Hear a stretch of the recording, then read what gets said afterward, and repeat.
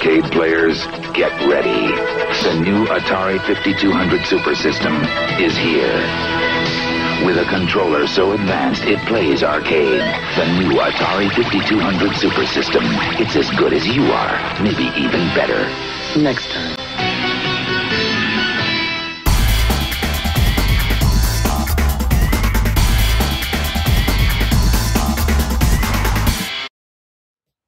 Hi everyone, I'm Tyler, and welcome to another episode of Player One Start. Today we're going to talk about the Atari 5200. But before we get too far into it, let's go ahead and take a look at some of the history. The Atari 5200 Super System, commonly known as the Atari 5200, is a home video game console that was introduced in 1982 by Atari. It was released as a higher-end console for the popular Atari 2600. It was initially meant to compete with the Intellivision, but wound up more directly competing with the ColecoVision shortly after its release. Although the 5200's internal hardware is almost identical to that of Atari's 8-bit computers, most of the software is not directly compatible between the two systems. Much of the technology in the Atari 8-bit family of home computer systems was originally developed as a second-generation games console instead to replace the 2600. However, as the system was nearing completion, the personal computer revolution was starting with the release of machines like the Commodore PET, TRS-80, and the Apple II. These machines had less advanced hardware than the new Atari technology, but sold for much higher prices and associated higher profit margins. Atari's management, Warner Communications, decided to enter this market, and the technology was repackaged into the Atari 400 and 800. Atari later decided to re-enter the games market with a design that closely matched their original 1978 specifications. In this prototype stage, the Atari 5200 was originally called the Atari Video System X, or the Advanced Computer System. Its original codename was PAM, after a female employee at Atari. It was rumored, though, that PAM actually stood for Personal Arcade Machine, as the majority of games for the system ended up being arcade conversions. The initial 1982 release of the system featured 4 controller ports, at a time where nearly all other game consoles had only 1 or 2 ports. The 1983 revision of the Atari 5200 has 2 controller ports instead of 4, and a change back to more conventional separate power supply and standard non-switching RF switch. It also has changes on the board to allow for an Atari 2600 adapter that was released that year. While the adapter was only made to work on the 2-port version, modifications can be made to make it compatible on the 4-port version. The Atari 5200 did not fare well commercially, especially when compared to its predecessor, the Atari 2600. On May 21, 1984, during a press conference, company executives revealed that the 5200 had been discontinued after just 2 years on the market. Total sales were reportedly in excess of 1 million units.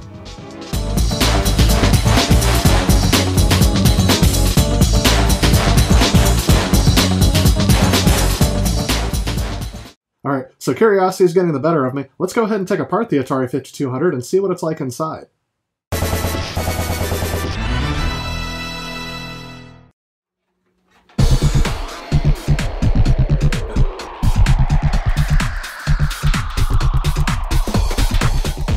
When looking at the Atari 5200 from the outside, one thing I must note is its tremendous size. It is much bigger than the original Atari.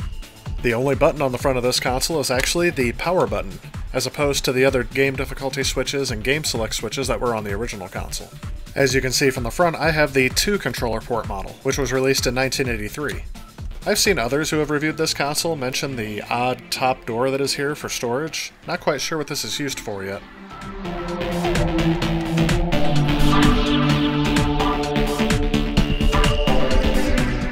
Here you can see the power port and the switch to change between channel 3 and 4. Before I open this up, I'm going to go ahead and clean off a lot of the dust.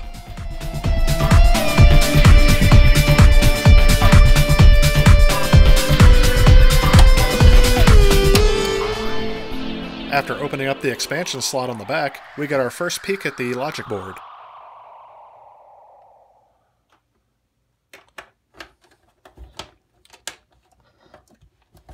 Alright, let's go ahead and open this thing up. I'm going to go ahead and start with all the screws on the back.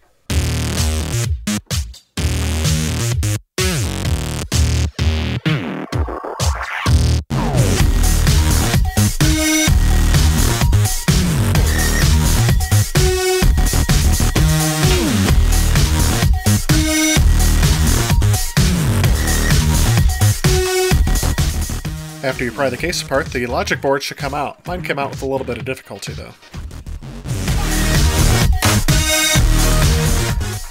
The last step is getting this RF shield off. This took a lot of prying and working, but finally I was able to get it loose. It is not soldered down.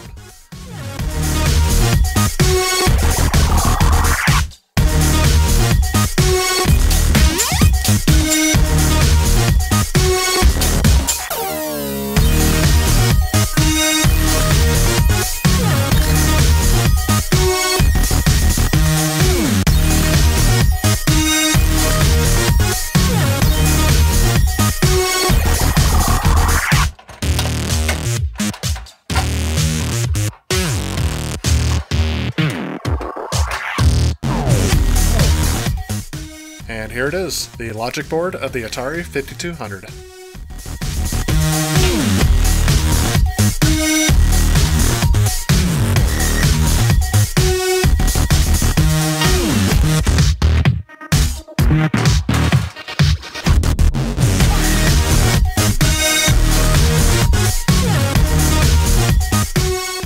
So here's the expansion port. All those pins have soldering pads here, but they don't seem to go into anything. So that's interesting. I don't know what purpose this serves. This is definitely hand done. I have no idea why that is there.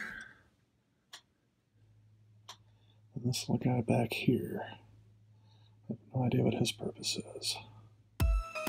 After some quick research, I discovered that this is actually a common modification that came straight from the factory with this model.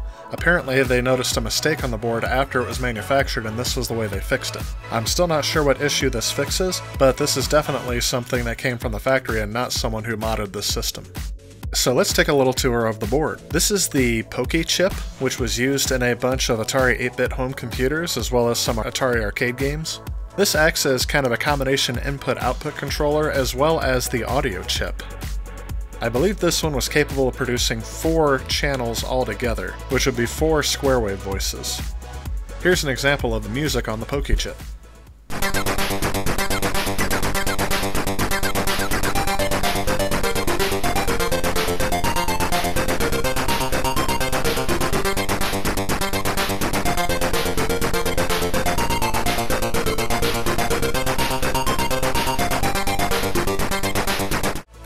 And this would be I believe the CPU.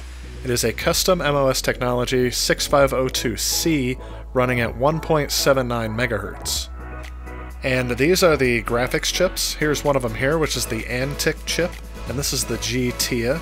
The ANTIC stands for Alphanumeric Television Interface Controller. This chip is responsible for the generation of the playfield graphics, and it is responsible for adding sprites. Now the GTIA chip, in contrast, stands for Graphic Television Interface Adapter. What this chip does is the job that the old TIA chip used to do in the 2600. This is responsible for generating the screen image. In the Atari 2600, the same chip produced the graphics and the screen image, and it's nice to see that they split that up in this one so that they could do some more advanced graphics than the Atari 2600 was capable of. Overall, this gives the Atari 5200 14 graphics modes, with a maximum screen resolution of 384 by 240 pixels. It can display up to 128 colors, 2 on screen at a time, or up to 16 with 80 pixels per line. It can produce 8 sprites on screen, and can handle horizontal and vertical scrolling. All in all, the console also comes with 16 kilobytes of RAM, substantially more than the 128 bytes that was on the original Atari.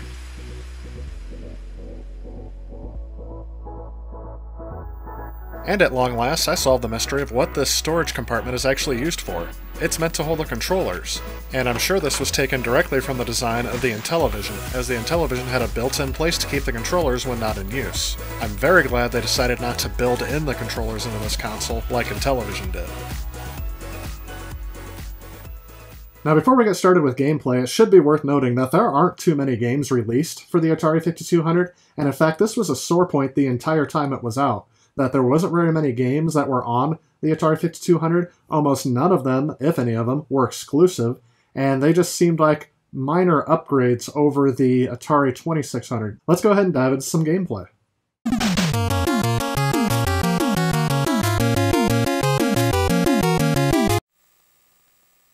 Missile Command is a 1980 arcade game that was developed and published by Atari. The first home port of Missile Command was released in 1981 for the Atari 2600.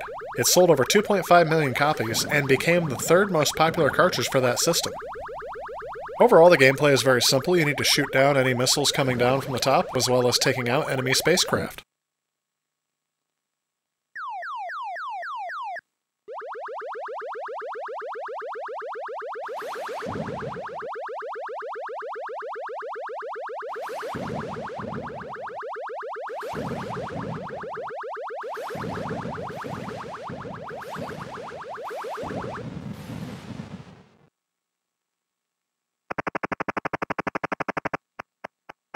Let's go ahead and take a look at the next game.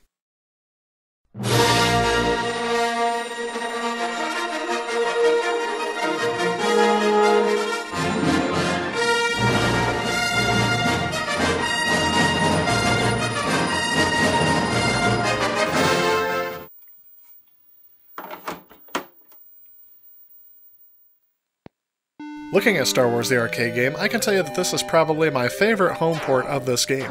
The only part of the game that actually is difficult is that the controls are actually inverted, so up is down and down is up. In games today, this can be changed in the options menu, but there is no option to change this in this version.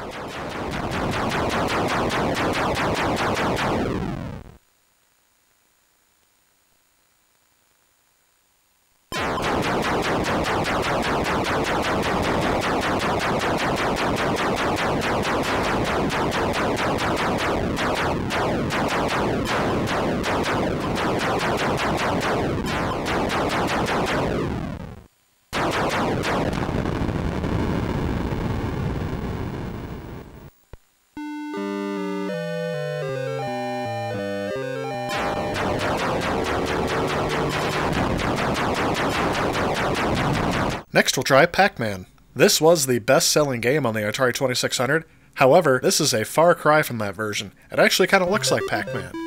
The controls with the analog stick are very clunky and don't always go the direction that you want them to go into. So I would say that I like the Atari 2600 version better because the controls here are just slightly off.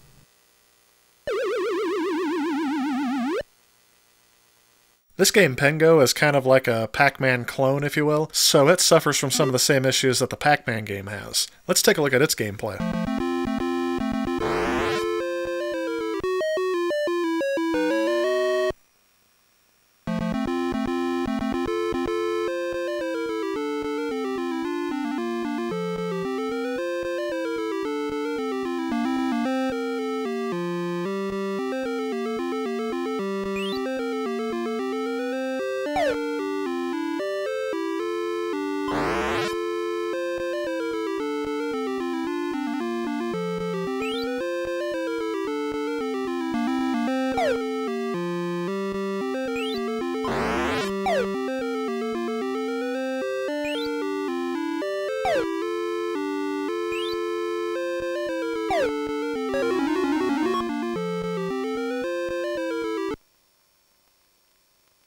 Next, let's go ahead and try Centipede.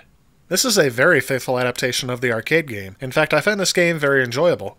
Because I only have to move side to side, not up and down, the joystick is actually really good here.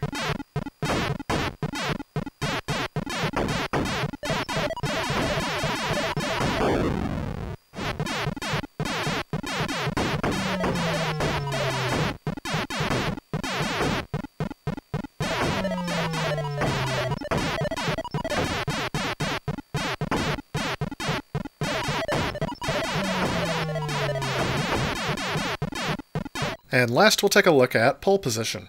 When comparing this to the Atari 2600 version, you can tell that this has some minor upgrades in graphics and sound. Overall, this game is a solid port of the arcade game.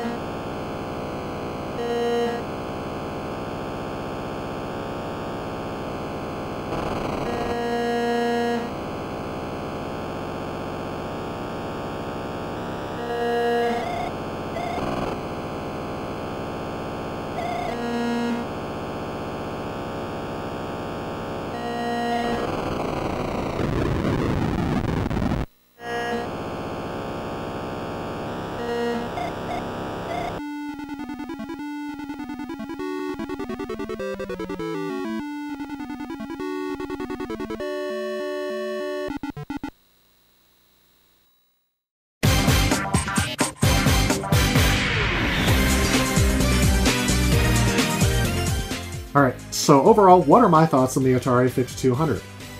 Well, I actually do enjoy the games on this console. It is surprising that the controller design of this is not too bad. I'm not really a big fan of the number pad on these consoles, such as on the ColecoVision and the Intellivision.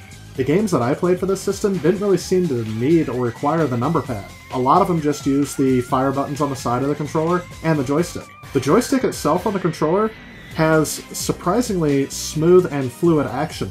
The only thing that I can say is both a help and a hindrance to gameplay is that the joystick doesn't go back to center when you're done, it just stays exactly where you left it. Now in games like Missile Command, this made the game a lot easier. I didn't have to worry about forcing the stick over, but I can just leave it in a spot precisely and then fire. However, in games like Pac-Man, this became a hindrance because it was very hard for me to steer up and down and left and right because I would have to manually move the joystick back to the center and then over to the other side. So I would say take it or leave it. The joystick, I think overall, is an improvement over the original Atari joystick, and that I really enjoyed about the console. Now, in terms of gameplay, I think the games play very well on it. However, there's not very many games to choose from, and that would be the biggest thing I would mark this whole console down for, is that there aren't that many games for it. And if memory serves, this was a sore point when the Atari 5200 first came out. There weren't that many games for it at the beginning, it wasn't backwards compatible, so you had to re-buy all your old games for it. If it had more games, I think this system may be a bit more collectible even still today. So overall, is the Atari 5200 worth collecting today? I'm going to definitely say no, and there are a couple reasons why for this. First is the fact that there weren't that many games released. The second point of this is that there is a huge rate of failure on these consoles. When I was taking this apart, I saw those jumper wires on the board and I thought to myself, was this a mod that somebody made to this console to make it play or do things differently? And then I found out that this was a factory direct fix because the board that they made had an error on it and they had to fix it after they manufactured it. Even the controllers have a high rate of failure. It's hard to find an Atari 5200 controller that is in working condition and will stay working. So even though I've only had this console for a few weeks, one of my controllers broke within that time frame. And I was trying to be gentle with it as I knew if these things had a high rate of failure, but since then I haven't been able to get it to work yet. So maybe that's a project for a future episode. So that said, why did I get one? I never thought I'd come across an Atari 5200 myself. It just happened to be an opportunity where I walked into the video game store that I usually go to, and they had one for sale, and it was at a price where I thought, okay, I'll give it a try. So if you're a hardcore collector that absolutely has to have this console, definitely look for the version that has 2 controller ports. They changed the power adapter to where it just uses a standard input, and they have a separate cable for the video and power, which I think adds a bit more stability to the console. And it's more than likely, because these were the last ones produced, that you're going to find one that's in working order. It's very hard to find a 4-port console to begin with, but it's even harder to find one that's in working condition. Alright, so for those of you that are unaware, this video was actually chosen by my viewers through a Twitter poll. I ran a survey that said which console you guys wanted me to feature next, and this one won out. So again, a special thank you to all of you who voted on this video topic, and stay tuned because I'll probably end up posting another one in the future. Alright, well that's about going to wrap it up for this video. Remember, if you like what you see, please hit that like and subscribe button, share with a friend. Remember, you can follow me on social media, Facebook, Twitter, Instagram. Again, I want to thank you so much for watching, and stay tuned because I have more content coming. I'll see you guys next time. Alright, I really hope you guys enjoyed this video, because I really enjoy making them for you guys. If you did like this video, please remember to leave a like and a comment below. Let me know what you liked about the video, let me know what you guys would like to see in the future. And if you're a hardcore tech nerd or video game nerd like me, you might enjoy some of my other videos I've already done, and they should be popping up over here. And if you'd like to be notified when I post future content, please consider clicking on that subscribe button. You know, I heard a joke the other day that I thought was kind of funny. What are Mario's overalls made of? Denim, denim, denim.